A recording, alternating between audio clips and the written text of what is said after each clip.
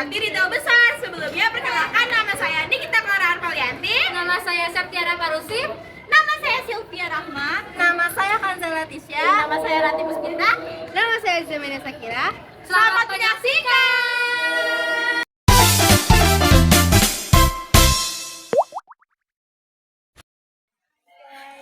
Hari ini kita mau observasi roti Mako yang ada di Buaran Plaza.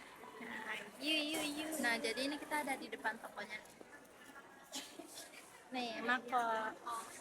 Nah, ini seperti ini tata letaknya dari sini, dari kamera ini.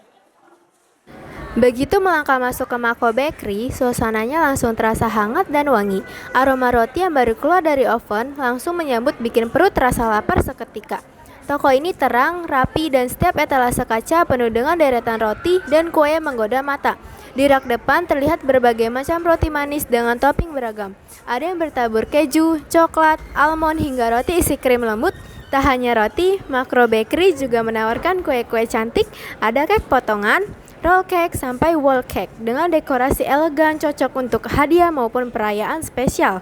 Bergeser sedikit, ada roti asin dan gurih. Setiap produk punya harga yang bervariasi, mulai dari roti kecil dengan harga ramah di kantong sampai cake premium dengan tampilan eksklusif. Ya, pelayanannya juga ramah, baik. Ditambah lagi pelayanannya yang ramah dan cepat. Kamu bisa memilih langsung dari etalase, lalu staf akan membungkus dengan rapi. Di Mako ini juga banyak roti, berbagai varian roti-roti. Jadi bukan cuma satu roti doang, dia juga kayak jualan jenis kue ulang tahun gitu. Dan juga di situ kayak ada berbagai roti, banyak roti, dan juga ada lilin-lilin ulang tahun. Jadi di sini juga pembelinya banyak. Mereka nggak cuma beli satu aja, mereka cuma beli kayak borongan gitu. Pokoknya roti Mako ini juga tempatnya nyaman banget dan bersih dan cukup luas. Ya. Nah, jadi di sini harga yang paling murah itu 11.000.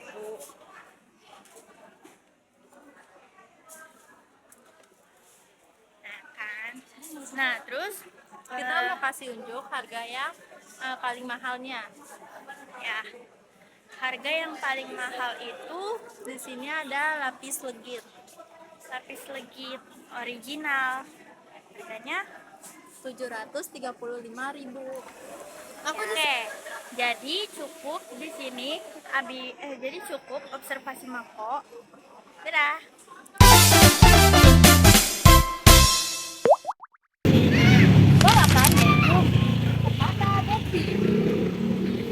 Dia berada di tengah pemukiman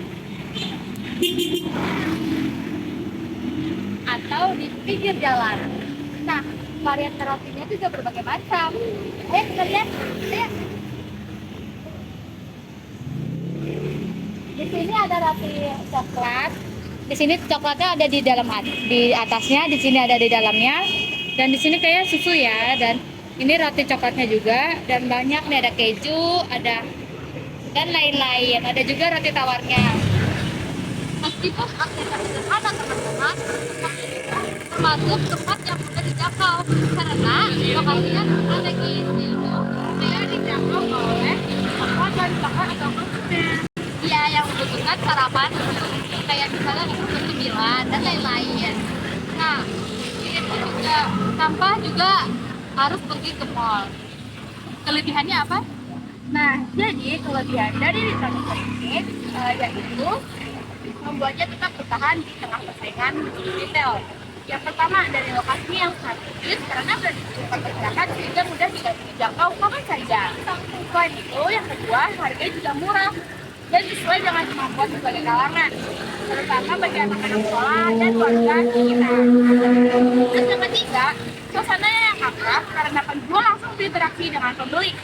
Hubungan personal antara penjual dan pelanggan membuat retail ini memiliki kedekatan yang tidak dimiliki oleh retail besar.